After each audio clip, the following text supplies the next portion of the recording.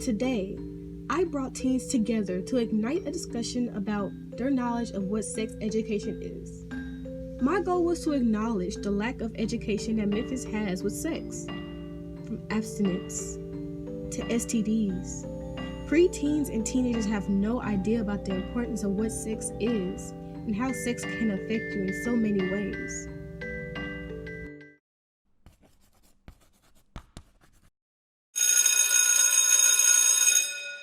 Name 5 STDs. Chlamydia, gonorrhea, HPV, herpes, herpes,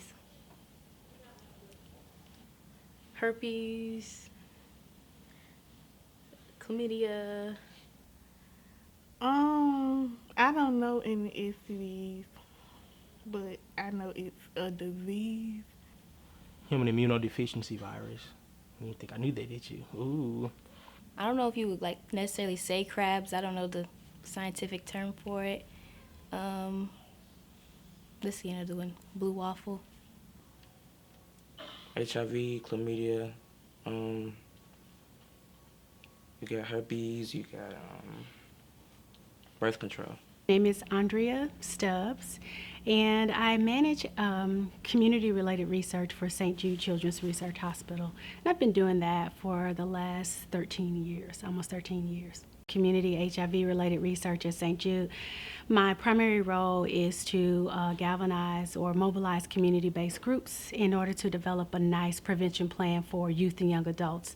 So that has come about in relation to lots of data that really speaks to the increase of HIV and AIDS for our youth and young adult population. And prior to working in this role, I've always been passionate about eliminating health disparities or any health-related issue or disease that impacts disparate communities, and had no idea that HIV and AIDS was taking over Memphis in a sense.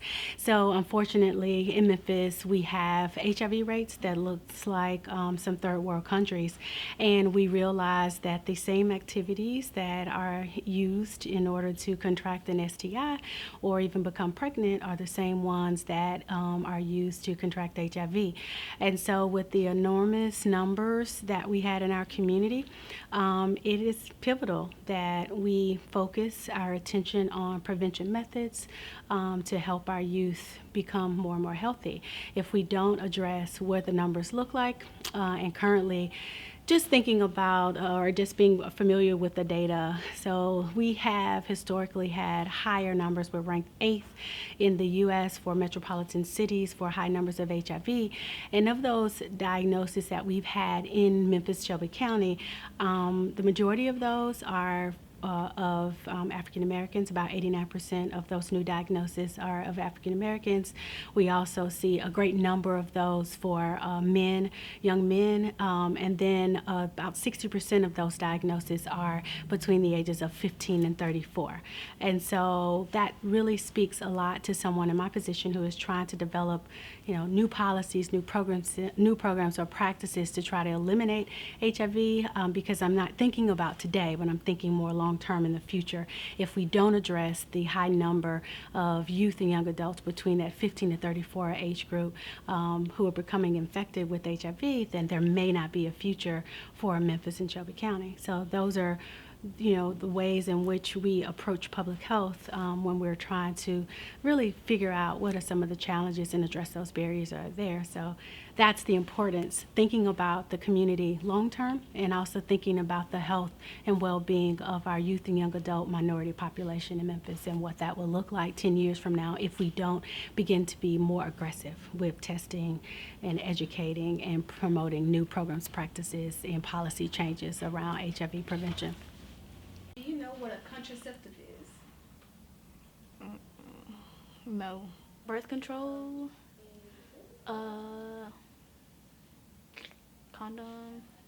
Condoms, birth control pills. There's also female condoms, which are not as popularly used.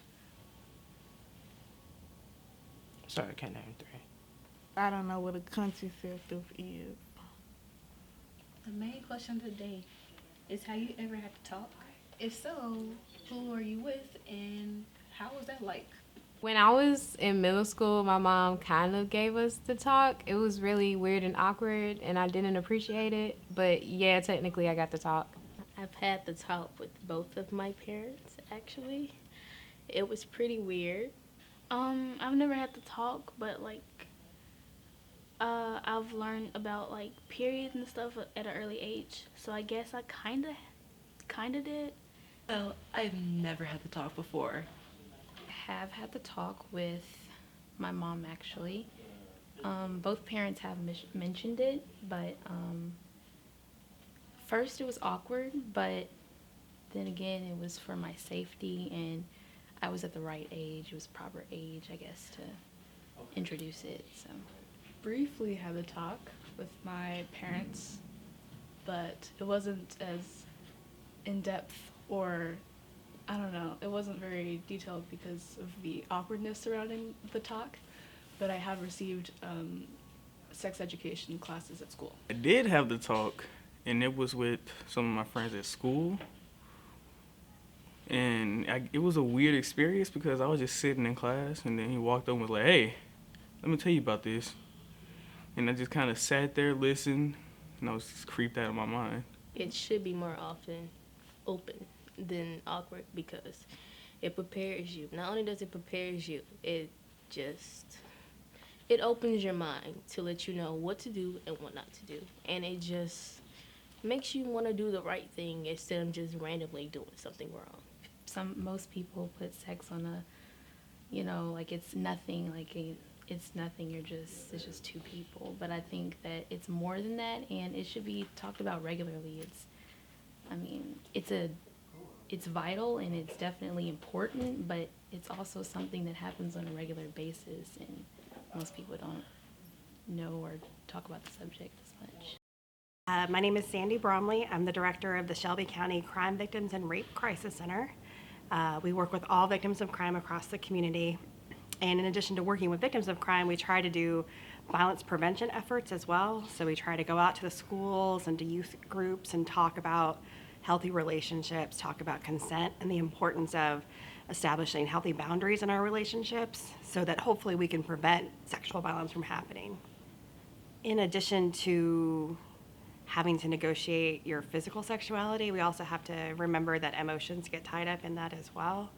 And sometimes we feel like we have to please our partners, we have to satisfy our partners, and so sometimes we may be doing things that are against our will, but we're doing things out of feeling coerced into doing them or feeling like we should, so feeling that pressure.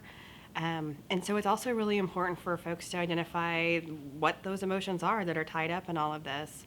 And making sure that they are, like I said, each step of the way, getting that consent, making sure they're comfortable with what is going on, and communicating that with their partner. Do you think that schools teach abstinence more than safe sex? Yes, I do think they teach abstinence more than safe sex. That they're teaching us they're teaching us that abstinence is the best way, rather than saying that if you were to have sex, then these are ways that can help you if you were to have that, because it's still your decision at the end of the day.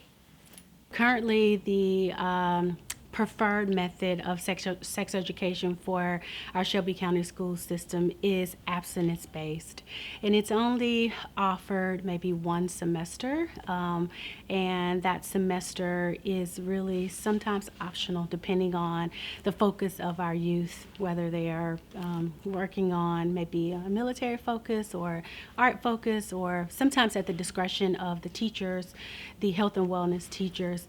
And so with an abstinence-based focus, there is a strong emphasis on maintaining your abstinence, and it is also sort of couched with talking about methods of prevention for other STIs, but I think that because of the grave numbers and the grave risk of the community as a whole, with the numbers being so bad for our community, we probably could spend a little bit more time and a little bit more effort and a little bit more education on the importance of how to protect yourself as a youth and young adult, how to empower yourself as a youth and young adult with your own sexual choices and just sexual health hygiene.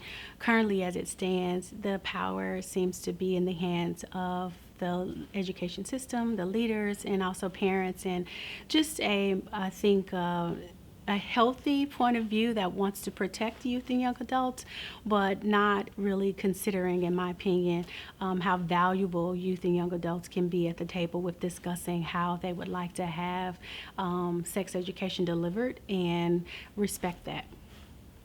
Do you think it's important that schools should provide sex education? I feel like yes, because at this age is when kids feel like that they need sex, but it's really not that case. Because as our age, our generation, they look at sex as a pleasure, like just a pleasure, but they never really look into detail what sex is really for, such as reproduction and things.